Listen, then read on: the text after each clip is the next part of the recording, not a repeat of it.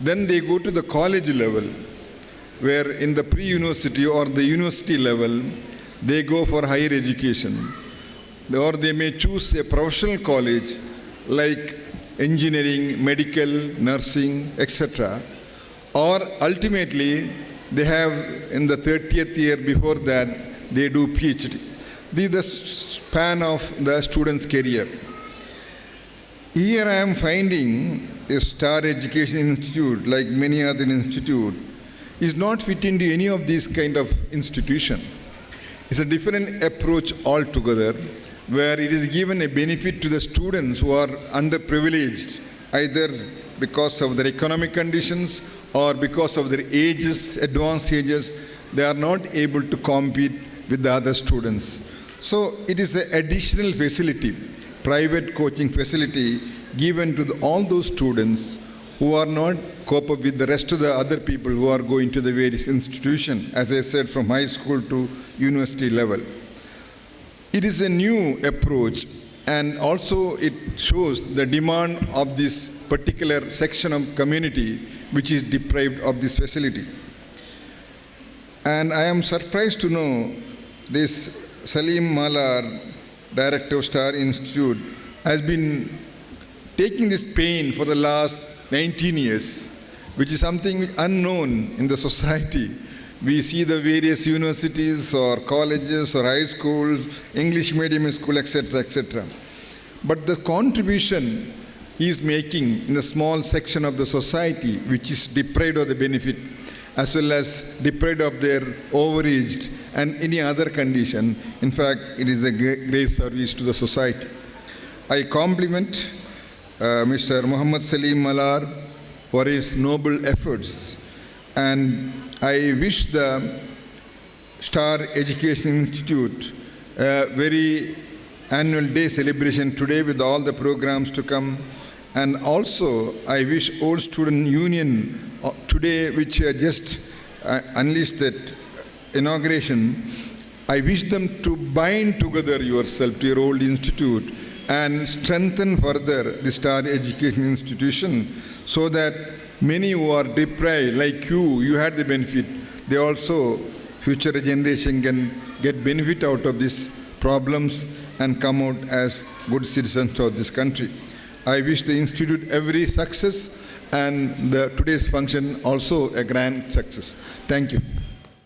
ಇಂದಿನ ಸಮಾರಂಭದ ಅಧ್ಯಕ್ಷತೆಯನ್ನು ವಹಿಸಿರತಕ್ಕಂತಹ ಶ್ರೀ ರವಿಕಾಂತ್ ಭಟ್ರವರೇ, ಹಾಗೆಯೇ ಮುಖ್ಯ ಅತಿಥಿಗಳಾಗಿ ಇಲ್ಲಿ ಅಭ್ಯಾಗತರಾಗಿರುವ ಜನಾಬ್ ಹಬೀಬ್ ರಹಮಾನ್ ರವರೇ, ಎ.ಕೆ. ಕುಕ್ಕಿಲ್ ಅವರೇ, ವೇದಿಕೆಯಲ್ಲಿ ಉಪಸ್ಥಿತರಿರುವ ನಮ್ಮ ಈ ಸಂಸ್ಥೆಯ ರೂವಾರಿಯಾಗಿರ್ತಕ್ಕಂತಹ ಮಿತ್ರ ಮೊಹಮ್ಮದ್ ಸಲೀಂ ಮಲಾರ್ ರವರೇ, ಪ್ರಾಂಶುಪಾಲರಾದ ಶ್ರೀಮತಿ ಪ್ರಭಾ, ಜನರಲ್ ಮ್ಯಾನೇಜರ್ ಅಬೂಬಕರ್ ಸಿದ್ದಿಕ್ ರವರೇ, ಜುಲ್ಫಿಕರ್, ಸುಹೇಲ್ ಅಹಮದ್, ಸ್ಟೂಡೆಂಟ್ಸ್ ಯೂನಿಯನ್ ಲೀಡರ್ಸ್ರೇ, ಜಿಯಾದ್, ಫಲೀಲ್, ಸೈಯದ್ ಇಶಾಕ್ ತಂಗಲ್, ರಂಜೀನಾ, ಆಯಿಷತ್, ರಶೀನಾ ಇವರೇ, ವೇದಿಕೆಯ ಮೇಲಿರುವ ಇತರ ಗಣ್ಯರೇ, ರವೀಂದ್ರನಾಥ್ ಅವರೇ, ವೇದಿಕೆ ಮುಂಭಾಗದಲ್ಲಿ ಕೂಡ ನಮ್ಮ ಬ್ಯಾರಿ ಸಾಹಿತ್ಯದ ಕಿರೀಟ ಎಂದೆನಿಸಿಕೊಂಡಿರ್ತಕ್ಕಂತಹ ಇಬ್ರಾಹಿಂ ತನ್ನೀರ್ಬಾವಿ ಅವರವರೇ, ಬ್ಯಾರಿ ಸಾಹಿತ್ಯದ ದಿಗ್ಗಜ ಎನಿಸಿಕೊಂಡಿರುವ ನಮ್ಮ ಹುಸೇನ್ ಕಾಟಿಪಳ್ಳರವರೇ, ಅದೇ ರೀತಿ ಸಿಗ್ಮಾ ಟ್ಯುಟೋರಿಯಲ್ನ ಪ್ರಾಂಶುಪಾಲರಾದ ಅಬ್ದುಲ್ಲಾರವರೇ, ವೇದಿಕೆ ಮುಂಭಾಗದಲ್ಲಿರ್ತಕ್ಕಂಥ ಎಲ್ಲ ವಿದ್ಯಾರ್ಥಿನಿಯರ ಪೋಷಕರೇ, ಬಂಧು ಮಿತ್ರರೇ, ಸ್ಟಾರ್ ಎಜುಕೇಷನ್ ಇನ್ಸ್ಟಿಟ್ಯೂಟ್ನವರು ಇವತ್ತು ಬಹಳ ಅದ್ಭುತವಾಗಿ ಅದ್ಧೂರಿಯವಾಗಿ ಸಂಭ್ರಮದಿಂದ ಈ ಒಂದು ವಾರ್ಷಿಕ ಉತ್ಸವವನ್ನು ಆಚರಿಸ್ತಾ ಇದ್ದಾರೆ. ಇವತ್ತು ನಾವು ನೀವೆಲ್ಲ ಒಂದು ರೀತಿಯಲ್ಲಿ ಸಂತೋಷ ಪಡಬೇಕು. ಏನೆಂದರೆ, ಟ್ಯುಟೋರಿಯಲ್ ಅಥವಾ ಇಂತಹ ಎಜುಕೇಷನ್ ಇನ್ಸ್ಟಿಟ್ಯೂಷನ್ ಈಗಿನ ಕಾಲದಲ್ಲಿ ನಡೆಸಲಿಕ್ಕೆ ಸುಲಭ ಇರುವುದು ಶ್ರೀಮಂತರಿಗೆ ಮಾತ್ರ, ಅಥವಾ ಸರ್ಕಾರದ ಸೌಲಭ್ಯ ಸಿಗುವಂತಹ ಸಂಸ್ಥೆಗಳಿಗೆ ಮಾತ್ರ. ಇವತ್ತು ಸ್ಟಾರ್ ಎಜುಕೇಷನ್ ಇನ್ಸ್ಟಿಟ್ಯೂಟ್ ಇಂತಹ ಟ್ಯುಟೋರಿಯಲ್ ಸಂಸ್ಥೆಗಳು ಅಥವಾ ಎಜುಕೇಷನ್ ಸಂಸ್ಥೆಗಳು ಸರ್ಕಾರದ ಒಂದೇ ಒಂದು ರೂಪಾಯಿಯ ಸೌಲಭ್ಯ ಇಲ್ಲದೆ ಬರೀ ಟ್ಯೂಷನನ್ನು ನಂಬಿಕೊಂಡು ಇವತ್ತು ನಿಮ್ಮನ್ನೆಲ್ಲ ಇಲ್ಲಿ ಸೇರಿಸಿಕೊಂಡು ಒಂದು ವಾರ್ಷಿಕೋತ್ಸವ ಮಾಡಬೇಕಾದ್ರೆ ಅದರ ಹಿಂದೆ ಎಷ್ಟೊಂದು ಪರಿಶ್ರಮ ಇರಬೇಕಾಗತ್ತೆ, ಎಷ್ಟು ಕಷ್ಟ ಇದೆ ಅನ್ನೋದನ್ನು ನಾವು ತಿಳಿದುಕೊಳ್ಳದೇನೆ ನಾವು ಇವತ್ತು ಅದನ್ನು ಅರಿತುಕೊಂಡು ಖಂಡಿತವಾಗಿಯೂ ನಾವು ನಮ್ಮ ಸಲೀಂ ಮಲಾರನ್ನು ಅಭಿನಂದಿಸಲೇಬೇಕಾಗತ್ತೆ. ನಾನು ಕೂಡ ಒಂದು ಟ್ಯುಟೋರಿಯಲ್ ಸಂಸ್ಥೆಯನ್ನು ನಡೆಸ್ಕೊಂಡು ಬಂದವನು, ನ್ಯಾಷನಲ್ ಟ್ಯುಟೋರಿಯಲ್ಸ್ ಅಂತೇಳಿ. ಬಹುಶಃ ನಾನು ಮತ್ತು ಸಲೀಮ್ರವರು ಕಳೆದ ಒಂದು 20 ವರ್ಷಗಳಿಂದ ಜೊತೆಯಾಗಿಯೇ ಶಿಕ್ಷಣದಲ್ಲಿ ಟ್ಯುಟೋರಿಯಲ್ ಕ್ಷೇತ್ರದಲ್ಲಿ ನಾವು ಪರಸ್ಪರ ಪ್ರತಿಸ್ಪರ್ಧಿಗಳಾಗಿದ್ದೇವೆ. ಆದರೂ ಕೂಡ ನಾವು ಮಿತ್ರರಾಗಿದ್ದೇವೆ. ಆತ್ಮೀಯತೆಯಿಂದ ಕಳೆದ 20 ವರ್ಷಗಳು ಹೇಗೆ ಕಳೆದು ಹೋದವು ಅಂತೇಳಿ ಊಹಿಸಲಿಕ್ಕೂ ಸಾಧ್ಯ ಇಲ್ಲ. ಆದರೆ ಇವತ್ತು ನೀವು ಬಹುಶಃ ನಮ್ಮ ಸ್ಟೇಟ್ ಬ್ಯಾಂಕ್ ಪಕ್ಕ ಅಥವಾ ಲೇಡಿ ಗೋಶನ್ ಹಾಸ್ಪಿಟಲ್ ಪಕ್ಕ ಅಥವಾ ಸೆಂಟ್ರಲ್ ಮಾರ್ಕೆಟ್ನ ಪಕ್ಕ ಅಥವಾ ಕಂಕನಾಡಿ ಮಾರ್ಕೆಟ್ನ ಪಕ್ಕ ನೀವು ಹೋಗಿ ನೋಡಿದರೆ ಅಲ್ಲಿ ಎಷ್ಟೋ ಮಂದಿ ಇವತ್ತು ಏನಾದರೂ ಚಿಕ್ಕ ಪುಟ್ಟ ವ್ಯಾಪಾರ ಮಾಡ್ತಾ ಇದ್ದಾರೆ, ಆಮ್ಲೆಟ್ ಮಾಡ್ತಾ ಇದ್ದಾರೆ, ಚಿಕ್ಕ ಆಟೋ ರಿಕ್ಷೆ ಬಿಡ್ತಾ ಇದ್ದಾರೆ, ಗೂಡಂಗಡಿ ಇಟ್ಕೊಂಡಿದ್ದಾರೆ. ಇವರೆಲ್ಲ ಯಾರು? ಇವರೆಲ್ಲ ಒಂದು 10-20 ವರ್ಷಗಳ ಹಿಂದೆ ಅಥವಾ ಒಂದು 30-40 ವರ್ಷಗಳ ಹಿಂದೆ ಶಿಕ್ಷಣದಿಂದ ವಂಚಿತರಾಗಿ ಅವರಿಗೆ ಯಾವುದೇ ಪ್ರೋತ್ಸಾಹ ಇಲ್ಲದೆ ಜೀವನದ ಒಂದು ದಾರಿಗೋಸ್ಕರ ಅಂತಹ ಒಂದು ಕೆಲಸವನ್ನು ಮಾಡ್ತಾ ಇದ್ದಾರೆ ಪಾಪ. ಆಗಿನ ಕಾಲದಲ್ಲಿ ಅಂಥ ವ್ಯವಸ್ಥೆಗಳಿರಲಿಲ್ಲ. ಆದರೆ ಇವತ್ತು ಟ್ಯುಟೋರಿಯಲ್ ಸಂಸ್ಥೆಗಳಾಗಲಿ ಅಥವಾ ಎಜುಕೇಷನ್ ಇನ್ಸ್ಟಿಟ್ಯೂಟ್ ಆಗಲಿ ಅಂತಹ ವಿದ್ಯಾರ್ಥಿಗಳನ್ನು ಖಂಡಿತವಾಗಿಯೂ ದಾರಿಯಲ್ಲಿ ನಾವು ಬಿಡ್ತಾ ಇಲ್ಲ. ಇವತ್ತು ನಾವೇನು ಮಾಡ್ತಾ ಇದ್ದೇವೆ ಅಂತ ಹೇಳಿದರೆ 7ನೇ ಕ್ಲಾಸಿನಲ್ಲಿ ಶಿಕ್ಷಣವನ್ನು ನಿಲ್ಲಿಸಿದವರನ್ನು, 8ನೇ 9ನೇ ತರಗತಿಯಲ್ಲಿ ಬಿಟ್ಟು ಹೋದವರನ್ನು ಅಥವಾ SLCಯಲ್ಲಿ ಬಿಟ್ಟು ಹೋದವರನ್ನು ಮತ್ತೆ ಪುನಃ ಶಾಲೆಗೆ ಬಾ ಅಂತ ಮತ್ತೆ ಕರೆದು ಅವರಿಗೆ ಎಜುಕೇಷನನ್ನು ಕೊಡುವಂತಹ ಕೆಲಸವನ್ನು ನಾವು ಮಾಡ್ತಾ ಇದ್ದೇವೆ. ಬಹುಶಃ ನಮ್ಮ ಹಿರಿಯರಾದ ಹಬೀಬ್ ರೆಹಮಾನ್ರವರು ಒಂದು ಮಾತು ಹೇಳಿದರು, ಇಂತಹ ಸಂಸ್ಥೆಗಳು ನಮಗೆ ಸರಿಯಾಗಿ ಬೆಳಕಿಗೆ ಕಾಣ್ತಾ ಇಲ್ಲ ಅಂತ. ಒಂದು ಕಾರಣ ಇದೆ. ಇವತ್ತು ಎಷ್ಟು ಸಂಸ್ಥೆಗಳಲ್ಲಿ 80% 85% ಮಾರ್ಕನ್ನು ತಗೊಂಡು ಪ್ರವೇಶ ಪಡೆದುಕೊಂಡು ಅವರು ಇನ್ನೊಂದು ಕೋಚಿಂಗ್ ಕ್ಲಾಸಿಗೆ ಹೋಗಿ 85ಅನ್ನು 95 ಮಾಡಿಕೊಳ್ತಾರೆ. ಅಂಥವರ ಫೋಟೋಗಳು ದೊಡ್ಡದಾಗಿ ಬರ್ತವೆ, ದೊಡ್ಡ ಸಾಧನೆ ಮಾಡಿದರು ಅಂತೇಳಿ. ಆವಾಗ ನಾವು ಭಾವಿಸ್ತೇವೆ, ಅಯ್ಯೋ ನಮ್ಮ ಮಕ್ಕಳು ಇಂಥ ಸಂಸ್ಥೆಗಳೇ ಸೇರಬೇಕು, ಅವರು ಡಾಕ್ಟ್ರು ಇಂಜಿನಿಯರ್ ಆಗಬೇಕು ಅಂತ. ಬಂಧುಗಳೇ, ನೀವು ಗಮನಿಸಿ, ನಮ್ಮ ಸಂಸ್ಥೆಗಾಗಲಿ ಅಥವಾ ಸಲೀಮ್ರವರ ಸಂಸ್ಥೆಗಾಗಲಿ ಬರುವಂತಹ ವಿದ್ಯಾರ್ಥಿಗಳು ಹೆಚ್ಚಿನವರು 0ದಲ್ಲಿ ಬರುವವರು, ಅಕ್ಷರಾಭ್ಯಾಸ ಗೊತ್ತಿಲ್ಲದವರು, ಸರಿಯಾಗಿ ಸ್ಪಷ್ಟವಾದ ಉಚ್ಚಾರಣೆ ಗೊತ್ತಿಲ್ಲದವರು, ಹಿಂದಿ ಇಂಗ್ಲೀಷನ್ನು ನೋಡದೇ ಇರುವವರು SSLCಗೆ ಬರ್ತಾ ಇದ್ದಾರೆ. ಯೋಚನೆ ಮಾಡಬೇಕು. ಅಂತಹ ವಿದ್ಯಾರ್ಥಿಗಳಿಗೆ ಇವತ್ತು ನಾವು ಬೆಳಗಿನಿಂದ ಸಂಜೆವರೆಗೆ ಶ್ರಮವಹಿಸಿ ಅಕ್ಷರಾಭ್ಯಾಸದಿಂದ ಅವರನ್ನು ಮೇಲೆತ್ತುವಂತಹ ಕಾರ್ಯ ಮಾಡುವುದಾದರೆ ಇದಕ್ಕಿಂತ ದೊಡ್ಡ ರಾಷ್ಟ್ರ ನಿರ್ಮಾಣ ಯಾವುದಿದೆ ಅಂತ ನಾನು ನಿಮ್ಮಲ್ಲಿ ಕೇಳ್ತಾ ಇದ್ದೇನೆ. ಇವತ್ತು ನಮಗೆ ಡಾಕ್ಟರ್ ಇಂಜಿನಿಯರನ್ನು ನಿರ್ಮಿಸುವುದು ಅದು ನಮ್ಮ ದೊಡ್ಡ ಧ್ಯೇಯ ಅಲ್ಲ, ದೊಡ್ಡ ಸಾಧನೆ ಅಲ್ಲ. ಇರಲಿ, ಕಲಿಯುವರು ಕಲೀಲಿ. ಇವತ್ತು IT-BTಯಲ್ಲಿ ದೊಡ್ಡ 80,000 ರೂಪಾಯಿಯ ಸಂಬಳವನ್ನು ತಗೊಳ್ಳೋದು, MBA ಮಾಡ್ಕೊಳ್ಳೋದು ದೊಡ್ಡ ವಿಷಯ ಅಲ್ಲ, ಅದು ಸಾಧನೆ ಅಲ್ಲ. ಸಾಧನೆ ಯಾವುದು ಅಂತ ಹೇಳಿದರೆ ಒಬ್ಬ ಅನಕ್ಷರಸ್ಥರನ್ನು ಅಕ್ಷರಸ್ಥರನ್ನಾಗಿ ಮಾಡುವುದು, ಒಬ್ಬ ಅವಿದ್ಯಾವಂತನನ್ನು ವಿದ್ಯಾವಂತನನ್ನಾಗಿ ಮಾಡುವುದು, ಒಬ್ಬ ಅವಿದ್ಯಾವಂತನನ್ನು ವಿದ್ಯಾವಂತನನ್ನಾಗಿ ಮಾಡಿ ಈ ಸಮಾಜಕ್ಕೆ ಒಂದು ಒಳ್ಳೆಯ ಕೊಡುಗೆಯನ್ನು ಕೊಡುವುದು. ಅಂತಹ ಕೆಲಸವನ್ನು ನಾವು ಟ್ಯುಟೋರಿಯಲ್ಗಳು ಇವತ್ತು ಸ್ಟಾರ್ ಎಜುಕೇಷನ್ ಅವರು ಮಾಡ್ತಾ ಇದ್ದಾರೆ. ಅದನ್ನು ನೀವು ಗಮನಿಸಬೇಕಾಗಿದೆ. ಇಲ್ಲದಿದ್ದರೆ ಇವತ್ತು ನನ್ನಂತಹ ಸಂಸ್ಥೆಯಾಗಲಿ ಅಥವಾ ನಮ್ಮ ಐಡಿಯಲ್ ಕೋಚಿಂಗ್ ಕ್ಲಾಸ್ನವರಿದ್ದಾರೆ, ಅವರು ನಮ್ಮ ಹಾಗೆ ಇರುವವರು, ಸ್ಟಾರ್ನವರಿದ್ದಾರೆ ಅಥವಾ ಸಿಗ್ಮಾ ಟ್ಯುಟೋರಿಯಲ್ಸ್ನವರಿದ್ದಾರೆ. ನಾವೆಲ್ಲ ಸೇರಿಕೊಂಡು ಇವತ್ತು ಈ ಸಮಾಜಕ್ಕೆ ಸರಿ ಸುಮಾರು 25,000 ವಿದ್ಯಾರ್ಥಿಗಳನ್ನು ನಾವು ಶಿಕ್ಷಿತರನ್ನಾಗಿ ಮಾಡಿದ್ದೇವೆ. ನೀವು ಯೋಚನೆ ಮಾಡಬೇಕು, ಅಷ್ಟು ಸುಲಭದ ಮಾತಲ್ಲ. ಇವತ್ತು ನಾನು ನೋಡ್ತಾ ಇದ್ದೇನೆ, ನಮ್ಮ ಮಾರ್ಕೆಟ್ ಬಳಿ ಎಲ್ಲಿಯೂ ಕೂಡ ನಮ್ಮ ವಿದ್ಯಾರ್ಥಿಗಳು ಹೋಗಿ ತರಕಾರಿ ಮಾರಲಿಕ್ಕೆ, ಫಿಶ್ ಮಾರಲಿಕ್ಕೆ ಹೋಗಿ ಕೂತ್ಕೊಳ್ಳಿಲ್ಲ. ಅಭಿಮಾನದ ಸಂಗತಿ, ನಾವು ಮೆಚ್ಚಬೇಕು. 7ನೇ ಫೇಲಾಗಿ ಬಂದ ವಿದ್ಯಾರ್ಥಿಗಳು ಬೇಡ ಅಂತ ಮನೆಯಲ್ಲಿ ಕೂತ್ಕೊಂಡಿದ್ದಾರೆ. 8ನೇ 9ನೇ ಫೇಲಾದ ವಿದ್ಯಾರ್ಥಿಗಳು ಬೇಡ ಅಂತ ಮನೆಯಲ್ಲಿ ಕೂತ್ಕೊಂಡಿದ್ದಾರೆ. ಅವರ ತಂದೆ ತಾಯಿಗಳು ಇವರಿಗೆ ಗಡ್ಡ ಮೀಸೆ ಬೆಳೀತಾ ಇದೆ, ಈ ಮಕ್ಕಳನ್ನು ಏನು ಮಾಡೋದು ಅಂತ ಹೇಳಿ ತಲೆಗೆ ಕೈ ಇಟ್ಟುಕೊಂಡು ಕೂತ್ಕೊಂಡಿರುವಾಗ ನಾವು ಏನು ಮಾಡಿದ್ದೇವೆ ಅಂತ ಹೇಳಿದರೆ, ಕರಪತ್ರಗಳನ್ನು ಹಂಚಿಕೊಂಡು ಸಾಲ ಸೋಲ ಮಾಡಿಕೊಂಡು ಜಾಹೀರಾತನ್ನು ಅಡ್ವರ್ಟೈಸ್ಮೆಂಟ್ ಮಾಡಿಕೊಂಡು ಟಿ ವಿಯಲ್ಲಿ ಭಾರೀ ಕಷ್ಟಪಟ್ಟು ಒಂದು ಅಡ್ವರ್ಟೈಸ್ಮೆಂಟ್ ಕೊಟ್ಟುಕೊಂಡು ಮಸೀದಿಯ ಬಾಗಿಲಲ್ಲಿ ಹೋಗಿ ನಿಂತುಕೊಂಡು ನಮ್ಮ ಪ್ಯಾಂಪ್ಲೆಟನ್ನು ಹಂಚಿಕೊಂಡು ದಯವಿಟ್ಟು ನಿಮ್ಮ ಮಕ್ಕಳನ್ನು ನಮ್ಮಲ್ಲಿ ಸೇರಿಸಿ ಅಂತ ನಾವು ಒತ್ತಾಯದಲ್ಲಿ 7ನೇ 8ನೇ ಫೇಲಾದ ಮಕ್ಕಳನ್ನು ಸೇರಿಸಿದ್ದು.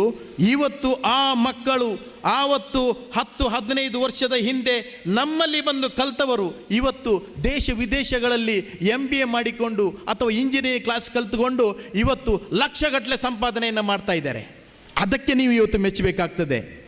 ಬಂಧುಗಳೇ, ಎಜುಕೇಷನ್ ಕೊಡೋದು ಬಹಳ ಸುಲಭ ಇದೆ, ಅದನ್ನು ಸಪೋರ್ಟ್ ಮಾಡೋದು ಸುಲಭ ಇದೆ. ಆದರೆ ಆ ವಿದ್ಯಾರ್ಥಿ ಕಲಿತು ಮೇಲೆ ಬರಲಿಕ್ಕೆ ಕಷ್ಟ ಇದೆ. ನಾವು ಇವತ್ತು ಅಕ್ಷರಾಭ್ಯಾಸದಿಂದ 0ಯಲ್ಲಿದ್ದವನನ್ನು 40ಕ್ಕೆ, 20ರಲ್ಲಿದ್ದವನನ್ನು 80ಕ್ಕೆ, 50ರಲ್ಲಿದ್ದವನನ್ನು 90, 95, 100 ಮಾರ್ಕಿನವರೆಗೂ ನಾವು ಅವನ ಬೆನ್ನು ಹಿಡಿದು ನಾವು ಕಲಿಸ್ತಾ ಇದ್ದೇವೆ ಇವತ್ತು. ನಾನು ಉಳಿದ ಸಂಸ್ಥೆಗಳಿಗೆ ಹೋಲಿಕೆ ಮಾಡ್ತೇನೆ ಅಂತ ನೀವು ಭಾವಿಸಬೇಡಿ. ಆದರೆ ನಮಗಿರುವ ಕೊರಗು ಏನು ಅಂತ ಹೇಳಿದರೆ, ಇದು ಸಮಾಜಕ್ಕೆ ಸರಿಯಾಗಿ ಗೊತ್ತಿಲ್ಲ. ಇದು ನಾವಿವತ್ತು ಯೋಚನೆ ಮಾಡಬೇಕಾಗ್ತದೆ. ಇವತ್ತು ನಮ್ಮ ಹುಸೇನ್ ಕಾಟಿಬಳ್ಳ ಇಲ್ಲಿದ್ದಾರೆ, ಅವರ ಮಗ ಕೂಡ ಬಂದಿದ್ದರು. ಯಾವುದೋ ಒಂದು ಸ್ಕೂಲಲ್ಲಿ ಹೇಳಿದ್ರಂತೆ, ನೀನು ಇನ್ನು ಕಲೀಲಿಕ್ಕೆ ಸಾಧ್ಯವೇ ಇಲ್ಲ, ನೀನು ಮನೆಯಲ್ಲಿ ಇರೋದು ಒಳ್ಳೆಯದು ಅಂತ. ಅವರು ಬಂದು ನನ್ನಲ್ಲಿ ಅವಲತ್ತುಕೊಂಡ್ರು. ನಾನು ಹೇಳಿದೆ, ಸರ್ ನೀವು ನಿಮ್ಮ ಮಗ ನಾನು ಹೇಳಿದಾಗೆ ಕೇಳುವುದಾದರೆ ಬರಲಿ ಅಂತ. ಎಸ್, ಬಂದರು.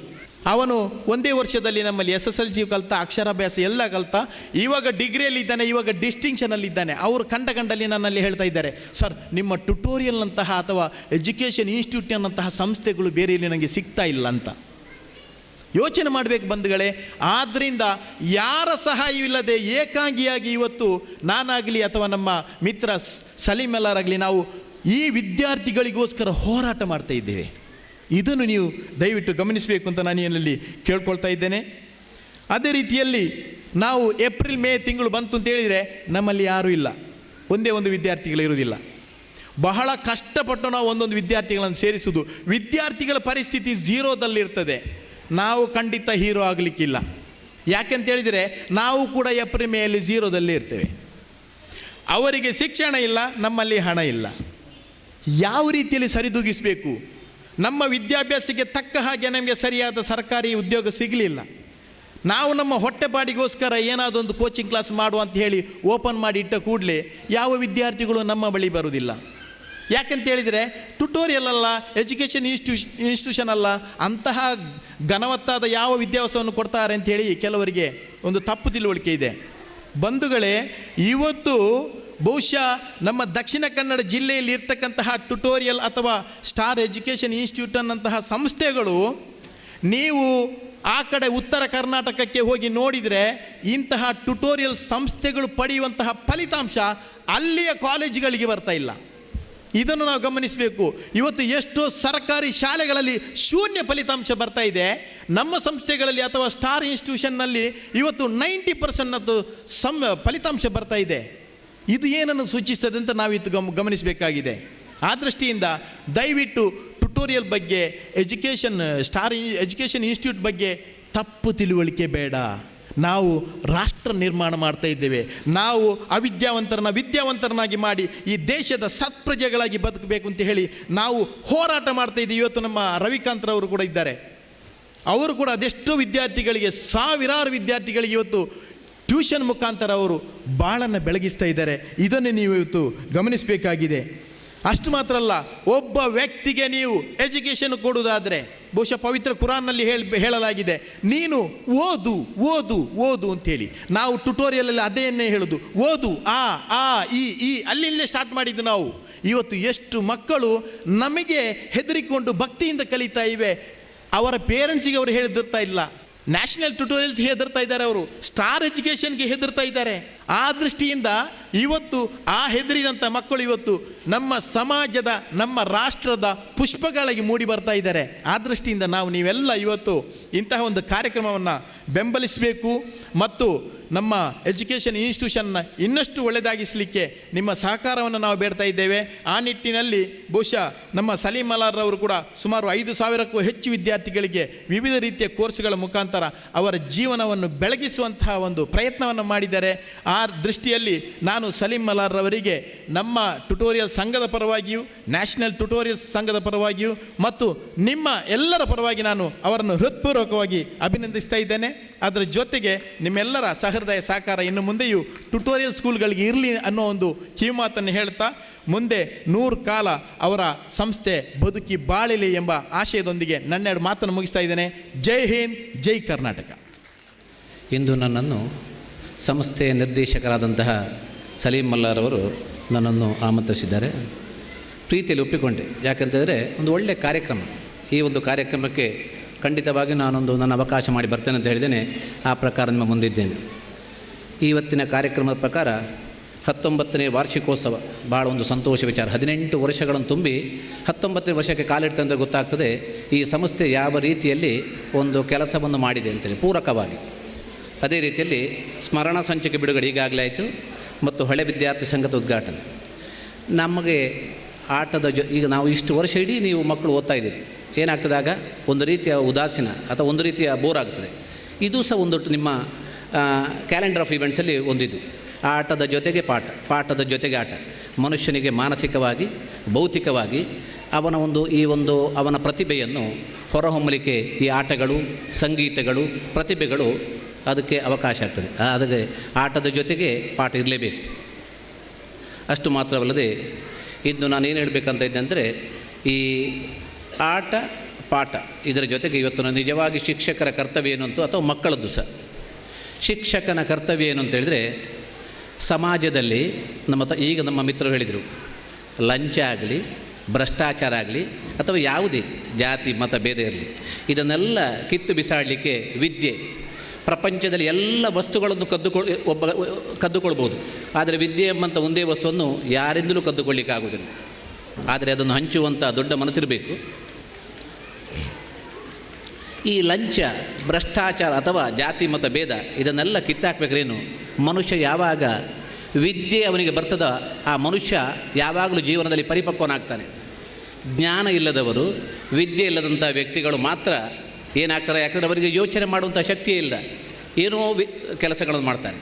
ವಿದ್ಯೆ ಇದ್ದವನು ಯಾವತ್ತೂ ಮಾಡೋಲ್ಲ. ಅದಕ್ಕೆ ಹೇಳಿದ್ದು ಸರ್ವಜ್ಞನು ಏನಂತ ಹೇಳಿದರೆ, ವಿದ್ಯೆ ಇದ್ದವನ ಮುಖದಲ್ಲಿ ಮುದ್ದು ಬರುವಂತಿಕ್ಕು, ವಿದ್ಯೆ ಇಲ್ಲದವನ ಮುಖ ಹಾಳೂರ ಹದ್ದಿನಂತಿಕ್ಕು ಸರ್ವಜ್ಞ ಅಂತೇಳಿ.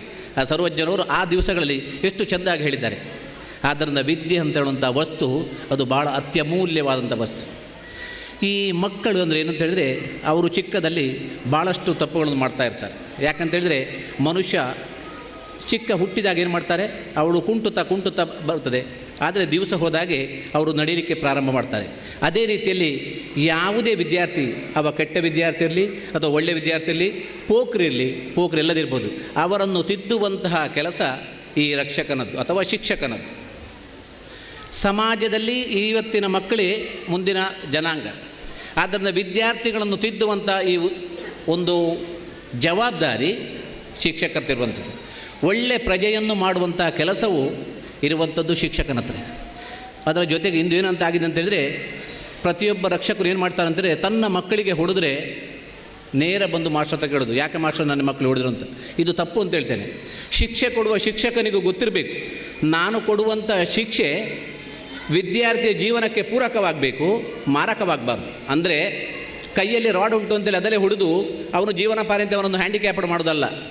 ಶಿಕ್ಷಕನಿಗೆ ಗೊತ್ತಿರಬೇಕು, ನಾನು ಕೊಡುವಂಥ ಪೆಟ್ಟು ಅವನಿಗೆ ಏನು ಅದು ದೊಡ್ಡಾಗಿ ಅವನಿಗೆ ತೊಂದರೆ ಆಗಬಾರ್ದು, ಅವನ ವಿದ್ಯೆಗೆ ಮಾತ್ರ ಪೂರಕವಾಗಬೇಕು ಅಂತಿರಬೇಕು. ಇದನ್ನು ಮಾಸ್ಟರ್ಗಳು ಅರ್ಥಕೊಳ್ಬೇಕು. ಅಂಥ ಸಂದರ್ಭದಲ್ಲಿ ಹೊಡೆದ್ರೆ ಯಾವ ಪೇರೆಂಟ್ಸ್ಗಳು ಸಹ ಬಂದು ಟೀಚರ್ನ ಕೇಳಬಾರ್ದು. ಯಾಕಂದರೆ ಶಿಕ್ಷಕರಿಗೆ ಗೊತ್ತುಂಟು ಎಲ್ಲಿವರೆಗೆ ತಾನು ಹೊಡಿಬೇಕು. ಅಂದರೆ ಆ ಗೇಜ್ ಅಥವಾ ಮಾಪನ ಅದು ಮಾತ್ರ ಶಿಕ್ಷಕನ ಗಮನದಲ್ಲಿರಬೇಕು. ಅದೇ ರೀತಿ ಇವತ್ತಿನ ಶಿಕ್ಷಕರು ಸಹ ಭಾಳ, ನಾನು ಬೇಸರದಲ್ಲಿ ಹೇಳ್ತಾನೆ, ಯಾರೂ ನನ್ನ ತಪ್ಪು ಬೇಡಿ, ಇವತ್ತಿನ ಶಿಕ್ಷಕರು ಸಹ ಏನು ಅಂತೇಳಿದರೆ, ಈ ವಿದ್ಯಾರ್ಥಿಗಳಿಗೆ ರಕ್ಷಕರಾಗಬೇಕು ಹೊರತು ಭಕ್ಷಕರು ಆಗಬಾರ್ದು ಯಾವತ್ತೂ ಸಹ. ಇಂದು ನಾವು ಪತ್ರಿಕೆಯಲ್ಲಿ ನೋಡ್ತಾ ಇದ್ದೀವಿ, ಕೆಲವು ಶಿಕ್ಷಕರು ಇನ್ನೊಬ್ಬರು ಇದು ಅಂತೇಳಿ.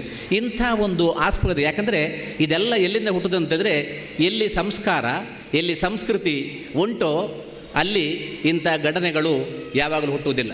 ಇಲ್ಲಿ ಸಂಸ್ಕಾರ ಮತ್ತು ಸಂಸ್ಕೃತಿ ಬರುವುದು ಯಾವಾಗ ಅಂತಂದರೆ, ಮನುಷ್ಯನಲ್ಲಿ ಯಾವಾಗ ವಿದ್ಯೆ ಬರ್ತದೋ ಆಗ ಸಂಸ್ಕಾರ ಮತ್ತು ಜೊತೆ ಅದು ಒಂದರ ಜೊತೆ ಇನ್ನೊಂದು ಹೋಗ್ತದೆ.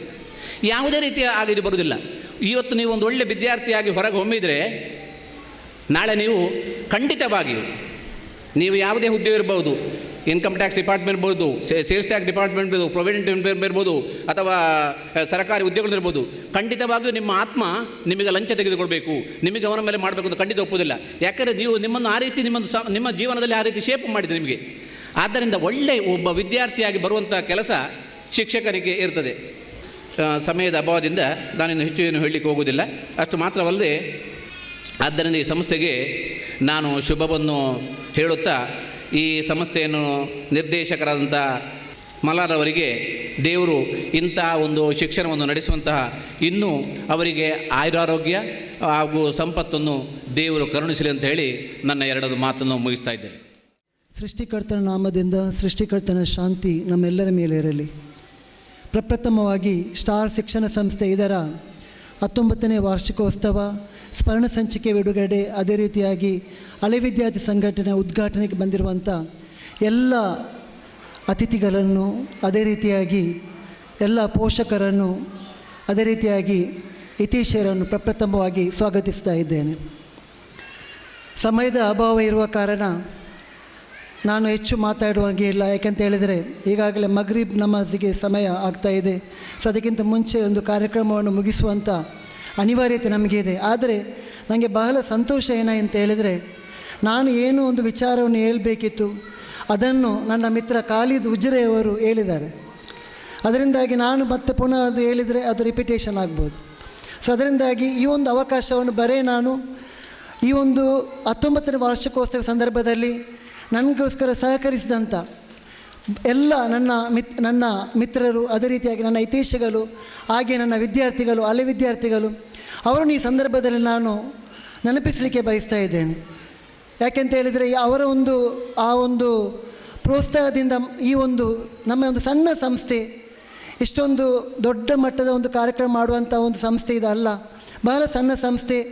ಬಹಳಷ್ಟು ಈಗ ಖಾಲಿದ್ ಉಜಿರವರು ಹೇಳಿದ ಹಾಗೆ ನಮ್ಮಲ್ಲಿ ಲಿಮಿಟೇಷನ್ ಇದೆ. ಆ ಒಂದು ಲಿಮಿಟೇಷನ್ ಇಟ್ಟು ನಾವು ಈ ಒಂದು ಕಾರ್ಯಕ್ರಮ ನಾವು ಮಾಡ್ತಾ ಇದ್ದೇವೆ. ಅದರಿಂದಾಗಿ ಈ ಕಾರ್ಯಕ್ರಮಕ್ಕೆ ಸಂಬಂಧಪಟ್ಟಾಗೆ ಏನಾದರೂ ತಪ್ಪು ಒಪ್ಪುಗಳಾದರೆ ದಯವಿಟ್ಟು ನೀವು ಅದನ್ನು ಕ್ಷಮಿಸಬೇಕು. ನಾನು ಹೆಚ್ಚು ಮಾತಾಡಲ್ಲ, ಈಗ ಇನ್ನೂ ಅಧ್ಯಕ್ಷರು ಮಾತಾಡಲಿಕ್ಕಿದ್ದಾರೆ. ಸೊ ಅದರಿಂದಾಗಿ ಮತ್ತೊಮ್ಮೆ ನಿಮ್ಮೆಲ್ಲರನ್ನು ನಾನು ಹಾರೈಸುತ್ತಾ ನನ್ನ ಒಂದೆರಡು ಮಾತನ್ನು ಮುಗಿಸ್ತಾ ಇದ್ದೇನೆ. ವಾಹಿರುದಾಹ್ವಾನ್ ಅಲ್ಹಮ್ದುಲಿಲ್ಲಾಹಿ ರಬ್ಬಿಲ್ ಆಲಮೀನ್. ಸೃಷ್ಟಿಕರ್ತನ ಶಾಂತಿ ತಮ್ಮೆಲ್ಲರ ಮೇಲೆ ಇರಲಿ. ಈ ಸಮಾರಂಭದ ಮುಖ್ಯ ಅತಿಥಿಗಳಾದ ಡಾಕ್ಟರ್ ಅಬೀಬ್ ರಹಮಾನ್ ಅವರೇ ಹಾಗೂ AK ಕುಕ್ಕಿಲ್ ಅವರೇ, ರವೀಂದ್ರನಾಥ್ PS ಅವರೇ ಹಾಗೂ ಖಾಲಿದ್ ಉಜಯ್ ಅವರೇ ಹಾಗೂ ನನ್ನ ಮಿತ್ರರಾದ ಈ ಸಂಸ್ಥೆಯ ಅಧ್ಯಕ್ಷರಾದ ಶ್ರೀ ಸಲೀಂ ಮಲ್ಲಾರವರೇ, ನನಗೆ ಈ ಸಮಾರಂಭವನ್ನು ನೋಡಿದಾಗ 1993ನೇ ಇಸ್ವಿ ಫೆಬ್ರವರಿ 23ನೇ ತಾರೀಕು ಆ ದಿನದ ನೆನಪಾಗುತ್ತೆ. 1993ನೇ ಇಸ್ವಿ ಫೆಬ್ರವರಿ 23ನೇ ತಾರೀಕು ನಾನು ಅನಿವಾರ್ಯತೆಯಿಂದ ಒಂದು ಕೋಚಿಂಗ್ ಸಂಸ್ಥೆಯನ್ನು ಹುಟ್ಟುಹಾಕಿದ್ದೆ. ಆ ದಿನ ನನ್ನ ಕೋಚಿಂಗ್ ಕ್ಲಾಸ್ ಪ್ರಾರಂಭವಾದ ದಿನ. ಇನಾಗ್ಯುರೇಷನ್ ಆಯಿತು, ಹಾಗೆ ಬೆಳಿಗ್ಗೆನೇ ಮುಗಿಸಿದ್ದೇವೆ. 8:30 ಗಂಟೆಗೆ ಒಬ್ಬ ವಿದ್ಯಾರ್ಥಿ ನನಗೆ ಟ್ಯೂಷನ್ ಬೇಕು ಅಂತೇಳಿ ಬಂದ. ಆ ವಿದ್ಯಾರ್ಥಿಯನ್ನು ನಖಶಿಖಾಂತವಾಗಿ ನಾನು ನೋಡಿದೆ.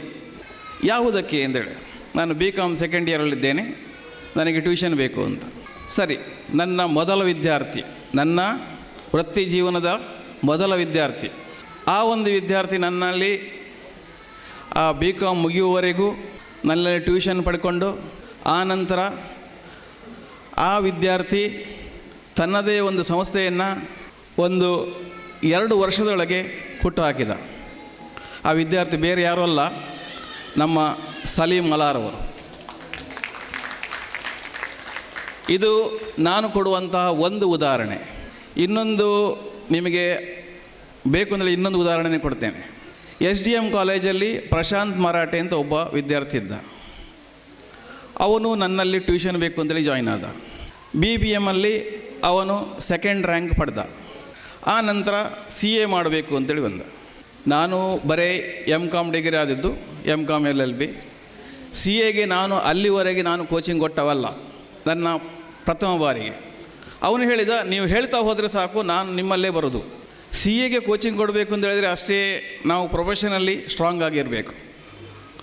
ಆದರೆ ಆ ವಿದ್ಯಾರ್ಥಿಯ ಮಾತು ಕೇಳಿ, ಸರಿ ನಾನು ಆ ಫೀಲ್ಡಲ್ಲಿ ಇಲ್ಲ, ಆದರೆ ಕೂಡ ನಾವು ಒಂದು ಕಂಬೈನ್ ಸ್ಟಡಿಯಾಗಿ ಮಾಡುವ ಅಂತ ಹೇಳಿದೆ. ಸರಿ ಒಪ್ಪಿಕೊಂಡೆ. ನೀವು ನಂಬಲಿಕ್ಕಿಲ್ಲ, ಆ ಪ್ರಶಾಂತ್ ಮರಾಠೆ CA ಇದನ್ನು ಒಂದು ಸಿಂಗಲ್ ಅಟೆಂಪ್ಟಲ್ಲಿ ಕಂಪ್ಲೀಟ್ ಮಾಡಿದ. ಸಿಂಗಲ್ ಅಟೆಂಪ್ಟಲ್ಲಿ ಕಂಪ್ಲೀಟ್ ಮಾಡಿದ ವಿದ್ಯಾರ್ಥಿ ಅವನು, ಮತ್ತು ಇನ್ನೊಬ್ಬ ಇದ್ದಾನೆ ಕಶ್ಯಪ್ ಅಂತೇಳಿ. ಅವನು ಈಗ ತಿಂಗಳಿಗೆ 10 ಲಕ್ಷದಷ್ಟು ಇನ್ಕಮನ್ನು ಪಡೀತಾ ಇದ್ದಾನೆ, ಬಾಂಬೆಯಲ್ಲಿ ಇದ್ದಾನೆ. ಇದು 2ನೇ ಎಕ್ಸಾಂಪಲ್. 3ನೇ ಎಕ್ಸಾಂಪಲ್ ಕೊಡಬೇಕು ಅಂತೇಳಿದರೆ, ಕಳೆದ 2008ನೇ ಇಸ್ವಿಯಲ್ಲಿ ಒಬ್ಬ ವಿದ್ಯಾರ್ಥಿ ಬಂದ. ಅವನು PUCಯಲ್ಲಿ ಸೈನ್ಸ್ ತೆಗೆದುಕೊಂಡವ. ಕಾಮರ್ಸ್ ಇದ್ದು ಗಂಧಗಾಳಿ ಇಲ್ಲ ಅವನಿಗೆ. ಅವನು ಬಂದು ನಾನು CA ಮಾಡಬೇಕು, ಅದಕ್ಕೆ CPT ಬರಿತೇನೆ, ಆ ನಂತರ CA ಮಾಡ್ತೇನೆ ಅಂತ ಹೇಳಿದ. ಅವನ ಬ್ಯಾಕ್ಗ್ರೌಂಡ್ ಕೇಳುವಾಗ ಸೈನ್ಸ್ ಸ್ಟೂಡೆಂಟ್, ಬೇಸಿಕ್ ಅಕೌಂಟಿಂಗ್ ಗೊತ್ತಿಲ್ಲ, ಡೆಬಿಟ್ ಕ್ರೆಡಿಟ್ ಏನು ಅಂತೇಳಿ ಅವನಿಗೆ ಗೊತ್ತಿಲ್ಲ. ನೀನು ಮಾಡ್ಬೋದಾ, ನೀನು ಸೈನ್ಸ್ ಮಾಡಿದವ, ಕಾಮರ್ಸ್ ಫೀಲ್ಡಿಗೆ ಹೇಗೆ ನಾನು ಮಾಡ್ತೇನೆ, ನನಗೆ ಕಾನ್ಫಿಡೆನ್ಸ್ ಉಂಟು, ಆದರೆ ನಾನೆಲ್ಲ ಕೇಳಿದೆ, ನಿಮ್ಮಲ್ಲಿ ಟ್ಯೂಷನ್ ಇದೆ ಅಂತ ಹೇಳಿದರು ಅಂತ. ಸರಿ, ನಾನು ತೆಗೆದುಕೊಂಡೆ. ಅವನಿಗೆ ಸ್ಟಾರ್ಟಿಂಗ್ನಿಂದ ಫಸ್ಟ್ PUCಯಿಂದ ಏನೇನು ಕಲಿಬೇಕು ಎಲ್ಲವನ್ನು ಕಲಿಸಿದೆ. ಅವನು, ನೀವು ನಂಬಲಿಕ್ಕಿಲ್ಲ, ಸೈನ್ಸ್ ಸ್ಟೂಡೆಂಟ್ ಸಿಂಗಲ್ ಅಟೆಂಪ್ಟಲ್ಲಿ CA ಕಂಪ್ಲೀಟ್ ಮಾಡಿದ. ಈಗ ಅವನು ಬೆಂಗಳೂರಲ್ಲಿದ್ದಾನೆ, ಹೆಸರು ಕಶ್ಯಪ್ ಅಂತ. ನಾನು ಈ ಉದಾಹರಣೆ ಯಾಕೆ ಹೇಳ್ತಾ ಇದ್ದಾನೆ ಅಂತ ಹೇಳಿದರೆ, ನಾವು ಸಮಾಜಕ್ಕೆ ಏನು ಕೊಡುಗೆಯನ್ನು ಕೊಡ್ತಾ ಇದ್ದೇವೆ ಅಂಥೇಳಿ ನಮ್ಮ ನ್ಯಾಷನಲ್ ಟ್ಯೂಟೋರಿಯಲ್ನವರು ಈಗಲೇ ಹೇಳಿದರು. ಇಂಥ ತುಂಬ ಉದಾಹರಣೆ ಇದೆ. ನಾವೊಂದು ಕಡೆ ಎಲ್ಲಿಯಾದರೂ ನಡ್ಕೊಂಡು ಹೋಗ್ತಾ ಇದ್ದರೆ ನಮ್ಮ ಸ್ಟೂಡೆಂಟ್ಸೇ ನಮಗೆ ಸಿಗ್ತಾರೆ. ಅವರ ಮುಖ ಪರಿಚಯ ಇರ್ತದೆ, ಆದರೆ ಹೆಸರು ನೆನಪಿರುವುದಿಲ್ಲ. ಸೊ ಇಂಥ ಒಂದು ನಾವು ಸಮಾಜಕ್ಕೆ ಕೊಡುಗೆ ಕೊಡ್ತಾ ಇದ್ದೇವೆ, ಅವರು ನಮ್ಮನ್ನು ಸ್ಮರಿಸ್ತಾ ಇದ್ದಾರೆ ಅಂತ ಹೇಳುವಾಗ ನಮಗೂ ಸಹ ಒಂಥರ ಒಂದು ನಾವು ಕೂಡ ಸಮಾಜಕ್ಕೆ ಒಂದು ಒಳ್ಳೆ ಕೊಡ್ತಾ ಇದ್ದೇವೆ ಎನ್ನುವಂಥ ಭಾವನೆ ಬರ್ತದೆ. ಅಂದರೆ ನಾವು ಬದುಕುವುದು ಮುಖ್ಯವಲ್ಲ, ನಾವು ಹೇಗೆ ಬದುಕುವುದು ಎನ್ನುವುದರ ಬಗ್ಗೆ ನಾವು ಯೋಚನೆ ಮಾಡಬೇಕು. ಬದುಕು, ಈ ಪ್ರಪಂಚದಲ್ಲಿ ಎಷ್ಟೋ ನಮಗೆ ಅಸಂಖ್ಯಾತ ಜೀವಿಗಳಿವೆ. ಅವರು ಹೇಗೆ ಬದುಕ್ತಾರೆ? ದಿನ ಬೆಳಗಾದರೆ ಅವರ ಹೊಟ್ಟೆ ತುಂಬಿಸೋದು, ಮಲಗೋದು. ಯಾವುದೇ ಒಂದು ಪ್ರಾಣಿಯನ್ನು ನೋಡಿ, ಅವುಗಳ ಹೊಟ್ಟೆ ತುಂಬಿಸೋದು ಮಾತ್ರ ಒಂದು ಯೋಚನೆ, ಬೇರೆ ಏನಿಲ್ಲ. ಆದರೆ ಮನುಷ್ಯನೆಂಬ ಪ್ರಾಣಿಗೆ ವಿಭಿನ್ನ ರೀತಿಯ ಒಂದು ತಿಳುವಳಿಕೆ ಇದೆ. ಅವನಿಗೋಸ್ಕರ ಕೆಲಸ ಮಾಡ್ತಾ ಇಲ್ಲ, ಬೇರೆಯವರಿಗೂ ಸಹ ಕೆಲಸ ಮಾಡ್ತಾ ಇದ್ದಾನೆ. ನಾವು ಈಗ ನೋಡ್ಬೋದು, ಈಗ ತಂತ್ರಜ್ಞಾನದ ಬೆಳವಣಿಗೆ, ಒಬ್ಬನ ಸಂಶೋಧನೆ ಇಡೀ ಜನಾಂಗಕ್ಕೆ ಒಂದು ದಾರಿದೀಪವಾಗ್ತದೆ. ಇದು ಹೇಗೆ ಸಾಧ್ಯವಾಗ್ತದೆ? ಬದುಕು ಎನ್ನುವುದು ಒಂದು ನಾವು ಕರ್ಮವಾಗಿ ತೆಗೆದುಕೊಳ್ಬೇಕು. ಕರ್ಮ ಅಂತ ಹೇಳಿದರೆ ಕರ್ತವ್ಯ, ಮಾಡಲೇಬೇಕಾದ ಕೆಲಸ. ಕೆಲಸ ಅಂತ ಹೇಳಿದರೆ ಆ ಕೆಲಸದಲ್ಲಿ ಸ್ಫೂರ್ತಿ ಬರಬೇಕು. ನಾವು ಮನಪೂರ್ವಕವಾಗಿ ಕೆಲಸ ಮಾಡಬೇಕು. ಮನಪೂರ್ವಕವಾಗಿ ಕೆಲಸ ಮಾಡಿದರೆ ಅದಕ್ಕೆ ಪ್ರತಿಫಲ ಸಿಕ್ಕೇ ಸಿಕ್ಕದೆ. ಅದು ನನ್ನ ಲೆಕ್ಕದಲ್ಲಿ ಕುರಾನ್ನಲ್ಲಿಯೂ ಹೇಳಿದೆ. ಕುರಾನ್ನಲ್ಲಿ ನನಗೆ ಒಂದು ಪ್ರತಿಯನ್ನು ಕೊಟ್ಟಿದ್ದರು ಸಲೀಮ್ ಅಲಾರ್ ಅವರು. ಅದನ್ನು ಓದುವಾಗ ಅದಕ್ಕೂ ಹಿಂದೂ ಧರ್ಮಕ್ಕೂ ಏನು ಭಿನ್ನ ಅಂತ ಕಾಣೋದಿಲ್ಲ. ಅಲ್ಲಿ ಹೇಳ್ತಾರೆ, ನೀನು ಏನು ಕರ್ಮವನ್ನು ಮಾಡಿದಿ ಅಂತೇಳಿ ದೇವರು ಕೇಳ್ತಾನೆ, ಅದನ್ನು ಹೇಗೆ ಮಾಡಿದಿ ಅಂತ ಕೇಳ್ತಾನೆ, ಹೇಗೆ ಬದುಕಿದಿ ಅಂತ ಕೇಳ್ತಾನೆ, ಅದು ಅಲ್ಲದೆ ನೀನು ಹಣ ಸಂಪಾದನೆ ಮಾಡಿದ್ದು ಯಾವ ರೀತಿಯಿಂದ ಅಂತ ಕೇಳ್ತಾನೆ ಅಂತ. ಇದೇ ನಮ್ಮ ಹಿಂದೂ ಧರ್ಮದಲ್ಲಿ ಸಹ ಹೇಳಿದೆ.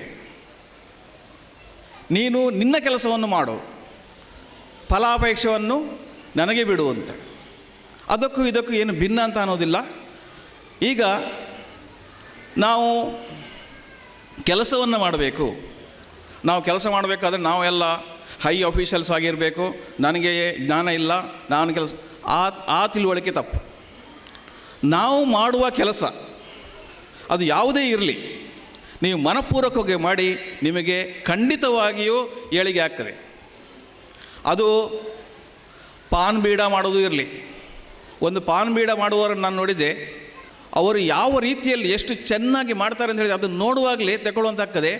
ಆ ಒಂದು ಸ್ಟಾಲಲ್ಲಿ ಈಗ ಸಹ ಅವರು ಲಕ್ಷಗಟ್ಟಲೆ ಸಂಪಾದನೆ ಮಾಡ್ತಾ ಇದ್ದಾರೆ, ನಾವು ಹೇಳಿಸ್ಬೋದು.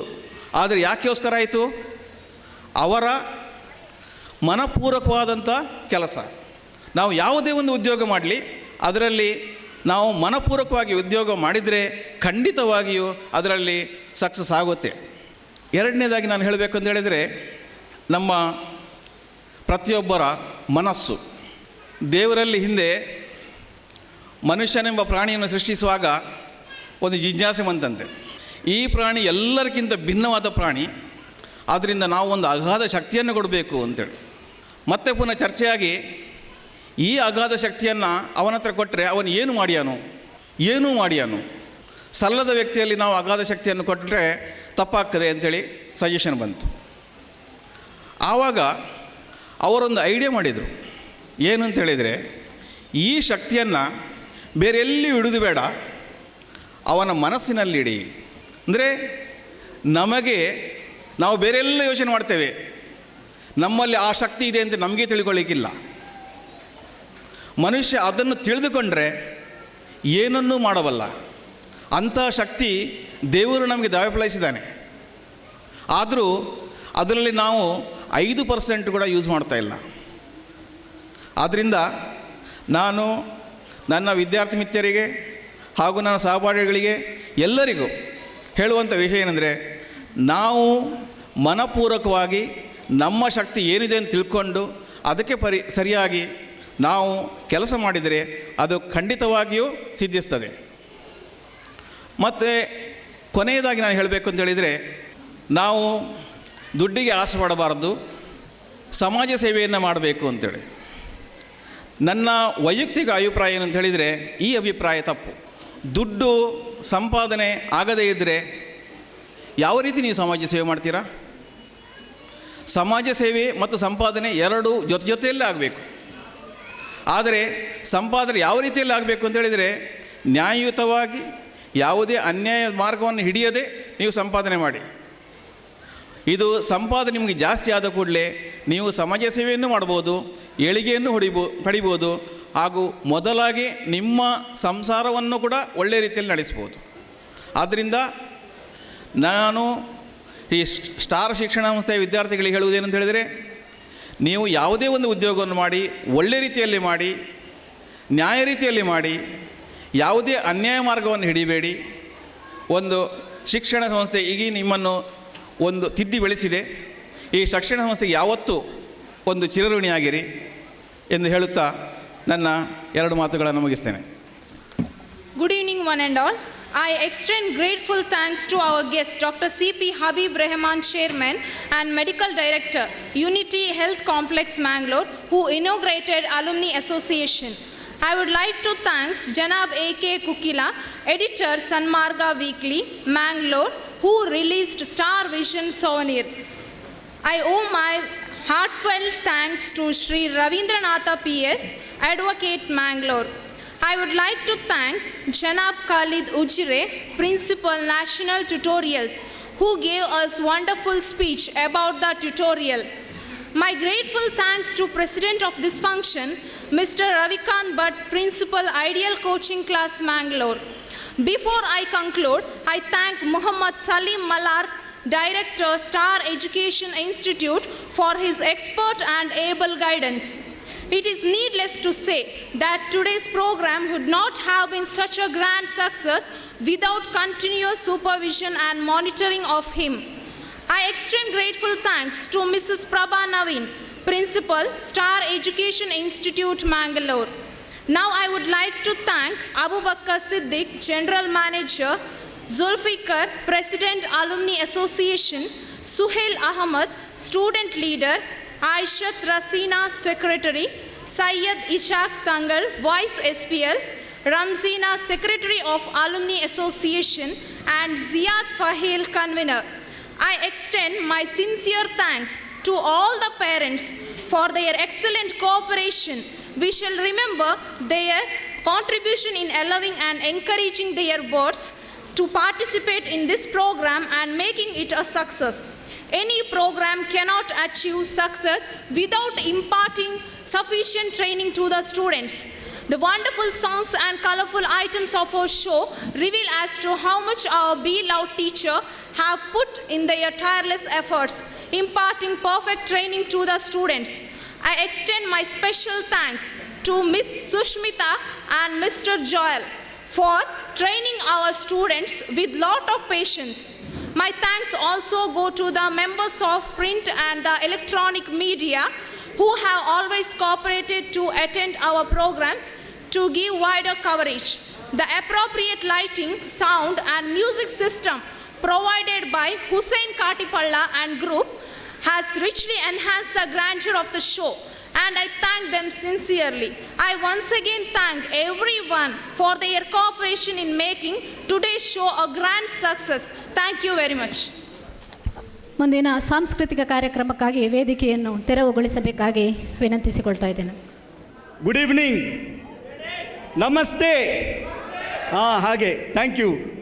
Okay guys, so welcome to 19th Annual Day celebration of Star Institute, and thank you very much for each and everyone over here for coming to this program.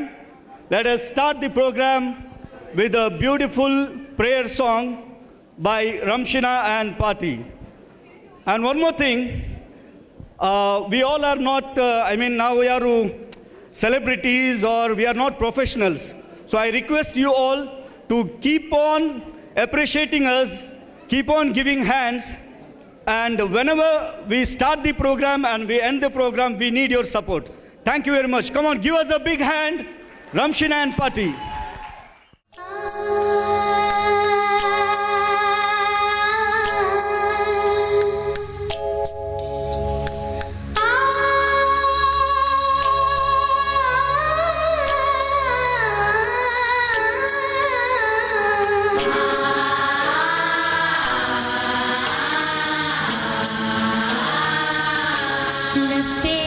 आती है दुआ बनके तमन्ना